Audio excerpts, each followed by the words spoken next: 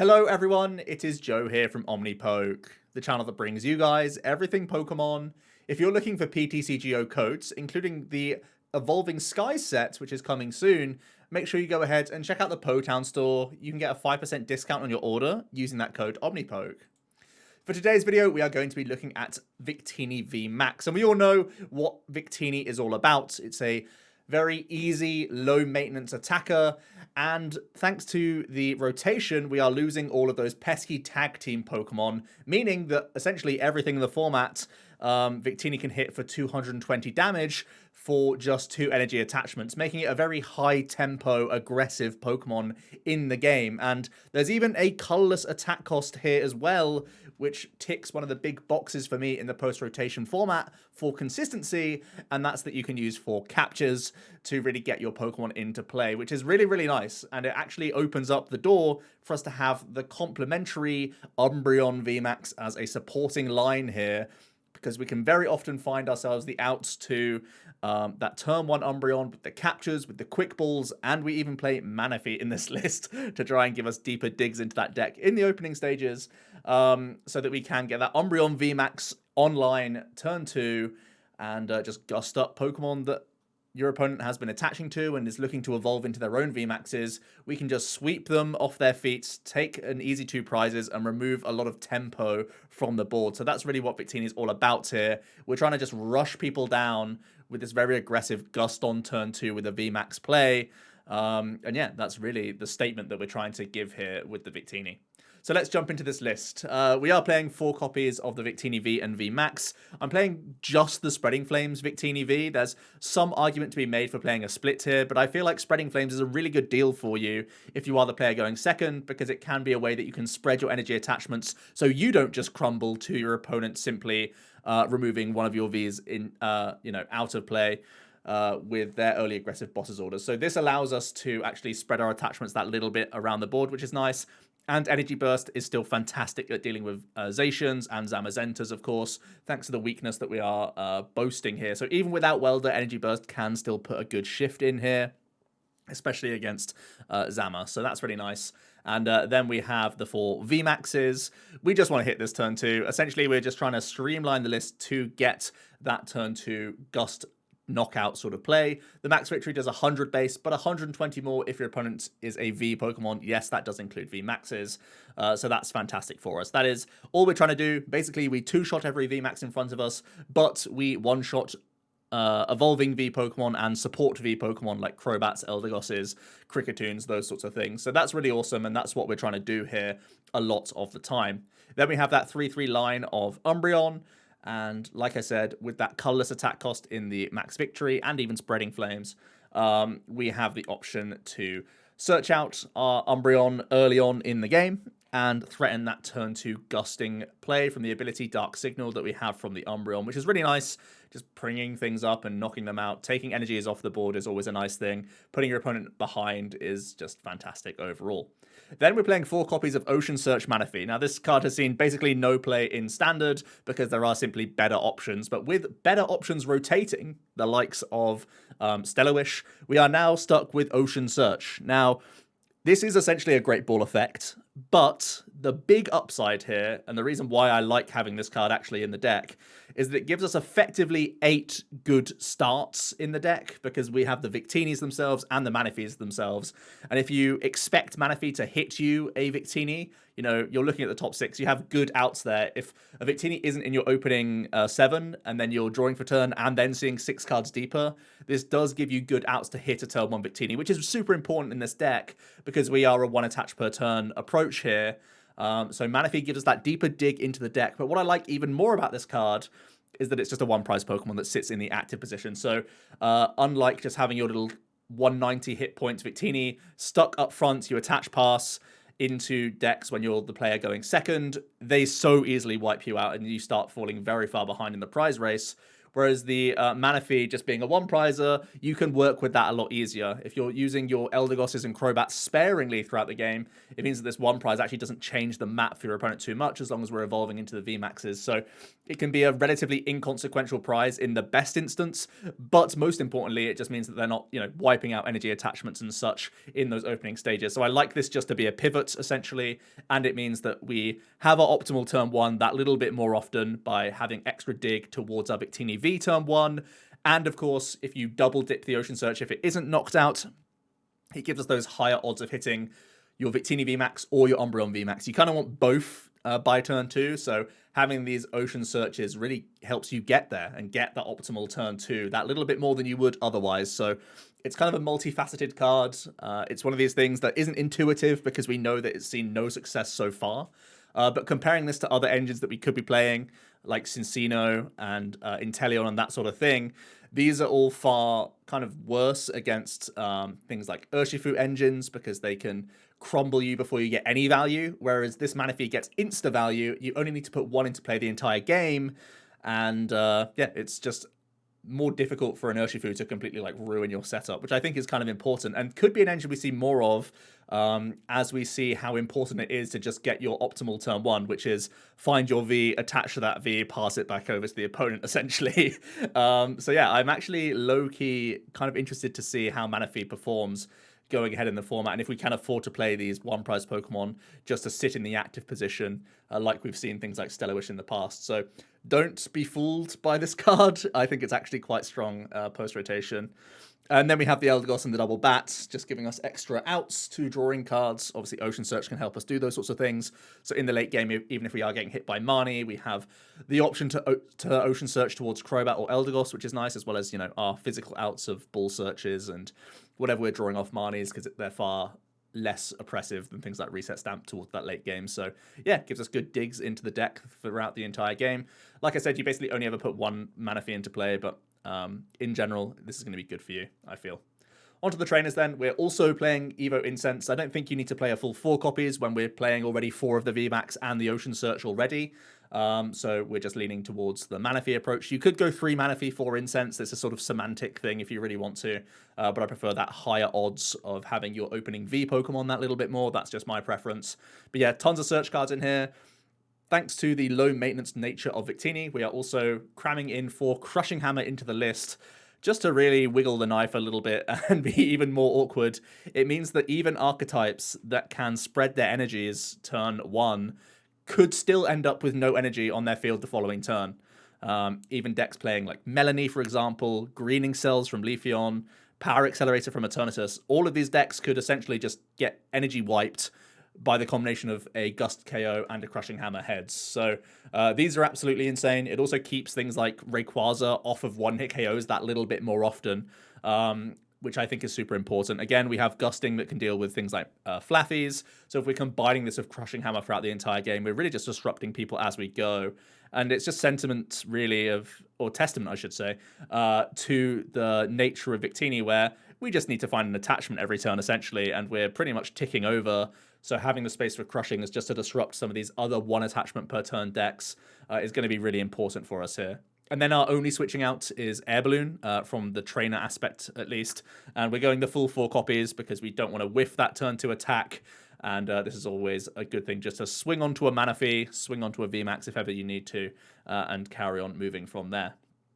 Onto the supporters. I'm playing 1 copy of Raihan, because with every 1 attachment per turn deck, I want to have this as a get out of jail free card if need be. If something's been knocked out and we've missed a turn attachment somewhere, the Raihan can help out. I don't want to lean into him too much, because with VMAX decks, he's like a 1 turn per game use sort of card. So I don't want to go heavy into this, but just having that 1 option that we can dig for with the likes of Crobat, that we can recover with the likes of Eldegoss, is that little bit of a safety net. You could play a couple copies possibly as the highest end here, but I feel like 1 is going to be safe enough for me, especially when we have Spreading Flames already in the list. I could see lists that play just no Raihan altogether and just go to a 3rd boss or 4th Marnie, that sort of thing, but I like having the option right now just to get those extra attachments in here. Then we have Bird Keepers. This gives us ways around Galar Mine, which is actually important if we think Leafeon is going to see success. It's weird that a fire deck is having to tech for Leafeon to an extent, but this Bird Keeper is a nice, retaining that hand size, growing the hand size, and means that we have essentially a 9-card dig towards our VMAXs if we're pivoting into a Manaphy, which I think is really nice. So that's always good to just maintain that sort of board presence and make sure that we have our chain of attackers and that they're evolving up out of 2-prize Pokemon into the chunkier 3 prizes. So Bird Keeper's nice in that regard. It also gives us a nice 6 outs to move Jirachi turn 2, and because we don't need to boss his orders necessarily on turn 2, we can afford to draw more cards instead. So I like those additional outs just so that we can hit our switches and actually get rolling with those attacks. Then we have double boss's orders. I think with Eldegoss and with the 3/3 Umbreon line, 2 is easily sufficient. 3 copies of Marnie, because it's very disruptive for the opponent. Again, we need so little in this deck that we can just attach, play down Marnies, play down Crushing Hammers, try and slow your opponent down at any point in the game, because if they haven't lost immediately by the virtue of us just knocking out their 2-prize Pokemon early on in the game, how about throwing some bad, dodgy hands their way and just continuing to churn and burn that 220 every single turn and keeping them honest, essentially, make sure that they actually draw out of the Marnie is always a big deal here. And I think Marnie should not be like a slept-on card at all in this format. I think it's actually super-duper awkward to deal with for a ton of decks. And essentially, we have no other comeback mechanic cards, so trying to combine Hammers and Marnies into one deck is really the best way we can have some sort of comeback. And then Research is obviously a really nice card here, discarding Synergy with Fire Energy, obviously with that Spreading Flames in the opening turns, if need be. But also just digging deep into that deck is never a bad thing. Onto the energy then. Like I said, a big selling point is Capture. I really do like it. It allows us to get that early Umbreon down very, very easily alongside Quick Ball, alongside that Manaphy. I think we have plenty of outs to get, double Victini established and sometimes Umbreon. That's the absolute dream. So yeah, that's what we're looking for with the captures, and 8 fire should give us plenty to see in those opening turns. When you are a 1 attachment per turn deck primarily, you want to have a high amount of outs, even though you typically only ever need like 4 energy throughout an entire game. You just want to see these quite often. Onto the full list then, pause now if you'd like to, but it's also in the description as always. For tech options, there's actually a few things that I've considered here, because this is like the most vanilla list that you've seen of Victini. It's just trying to get that job done. Crushing Hammers, I guess, are like the air quotes sort of greedy cards right now. So you could branch out in different directions. I think firstly, the Aurora approach is a really interesting one to me. I think Aurora could be really nice, especially if you incorporate EXP Share as well. It's weird to add in more special energy and then go for EXP Share all in one sort of bundle. But I think it allows you to chain interesting attackers in here. And it actually opens up the option to attack with Umbreon, which should not be slept on at all. If you just have one Aurora, there are 2 colorless attack costs in Umbreon's attack. So combining this with like a Raihan or just having EXP Share down could be a way that you can have Umbreon swinging into the Shadow Rider matchup, which could be really cool. Obviously, Shadow Rider has the potential to use Alcremie to take 1-hit KOs against the Victini and really catch up in that late game, even if we do have early tempo against them. So having the weakness advantage on Shadow Rider could also be very advantageous. Similar thing could be said for the likes of Zapdos, the likes of Suicune.